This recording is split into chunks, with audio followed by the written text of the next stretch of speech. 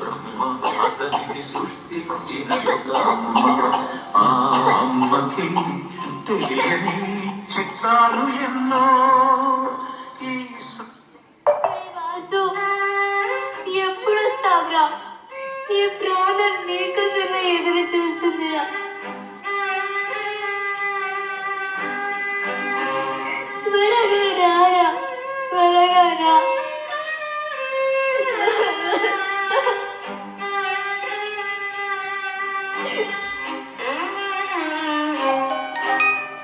Hello hello, doctor గారు అండి. చెప్పండి. నేనండి భారతమ్మని. మీరు ఈరోజు రమ్మని చెప్పారు, కానీ నా కొడుకు దుబాయ్లో ఉంటున్నాడు. వాడు వస్తానని చెప్పాడు. వాడు రాగానే వచ్చి కలుస్తాం. మీ హెల్త్ కండిషన్ అస్సలు బాలేదు, ఆ విషయం మీకు కూడా తెలుసు. అసలు మీ పరిస్థితి మీ అబ్బాయికి చెప్పారా? మీరు ఇప్పుడు ఎమర్జెన్సీ కండిషన్లో ఉన్నారు, త్వరగా ట్రీట్మెంట్ చేయాలి. నాకేం ప్రాబ్లం లేదు, తర్వాత మీ ఇష్టం. వాడు రాగానే వచ్చి కలుస్తాం డాక్టర్. సరే.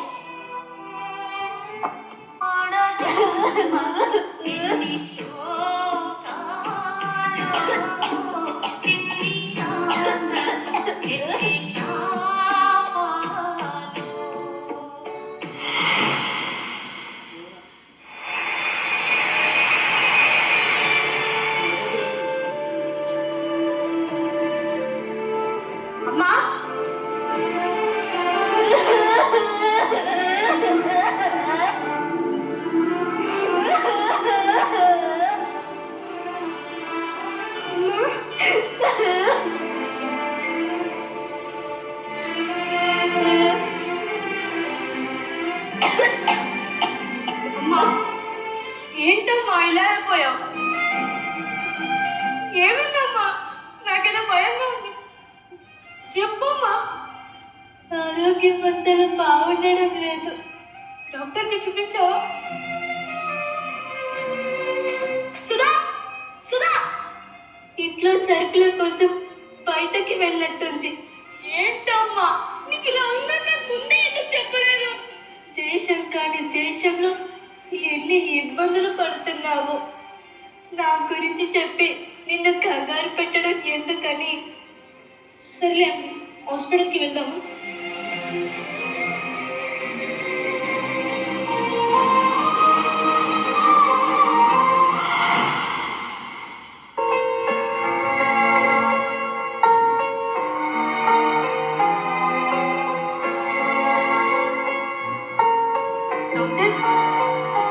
కూర్చోండి. మీరు నా కొడుకమ్మ ఈరోజు దుబాయ్ నుంచి వచ్చాడు. మీ అమ్మగారి కండిషన్ మీకు తెలుసా? ఉద్యోగాలు డ్యూటీలు ఇంపార్టెంటే, కాదనట్లేదు, కానీ కుటుంబం కూడా ఇంపార్టెంటే కదా. మీరు వచ్చే వరకు ప్రాణం ఆగుతుందా? కొంచెం కూడా రెస్పాన్సిబిలిటీ లేకపోతే ఎలా అండి? సారీ, నిజంగా నాకు తెలియదు డాక్టర్. తెలుసుంటే నెగ్లెక్ట్ చేసేవాడిని కాదు. మా అమ్మ అంటే నాకు ప్రాణం doctor. Okay okay, cool down. మా అమ్మగారు, మీరు కాస్త బయట వెయిట్ చేయండి.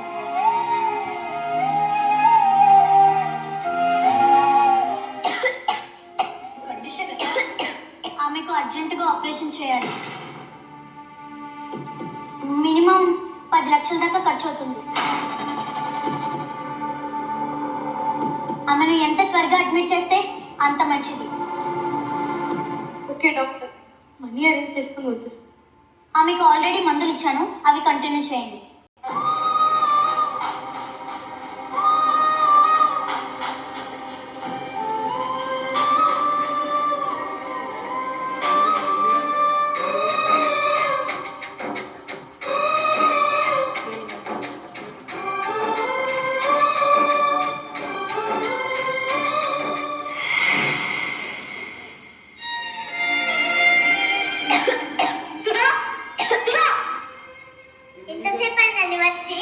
అమ్మకు ఆరోగ్యం బాగాలేదని నాకెందుకు చెప్పలేదు?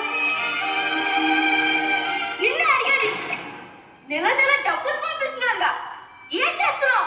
ఏళ్ళు అమ్మేస్తా అంటున్నారు, అది తెలుసా? ఆ విషయం మీకు కూడా చెప్పాను. మనమే కొనుక్కుందామన్నారు, అందుకే డబ్బులు జాగ్రత్త చేస్తున్నాం. అమ్మ కంటే నాకు ఏది ఎక్కువ కాదు. ముందు బ్యాంకుకి వెళ్ళి మొత్తం డబ్బు తీసుకురా. అమ్మ ఆపరేషన్కి కట్టాలి. ఉన్న డబ్బు చాలు, ఫ్రెండ్స్ని కలిసాను. నేనున్నానమ్మా, నీకేం కాదు.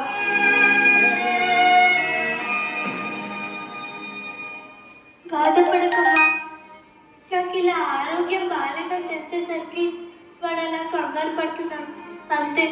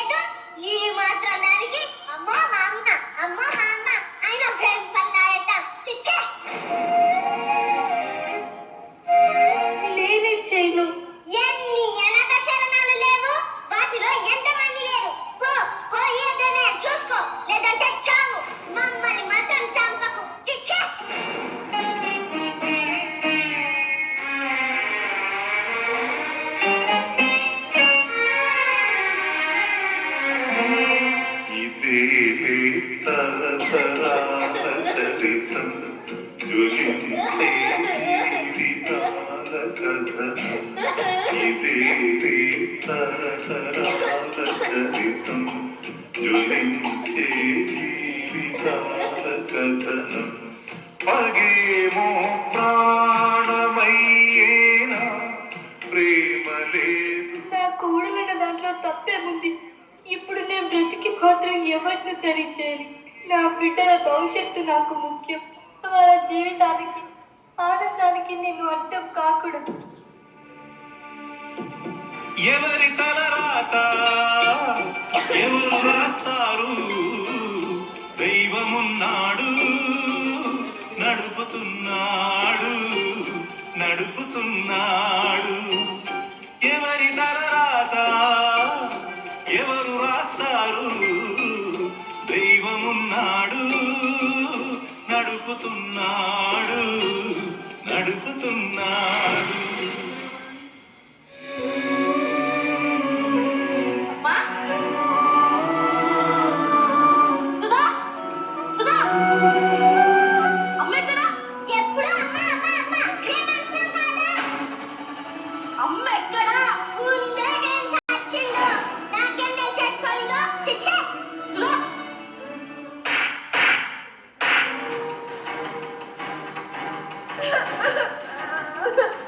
నాకు చెప్పకుండా మా అమ్మ ఎక్కడికి వెళ్ళదు. నువ్వే అదా ఉంటావు.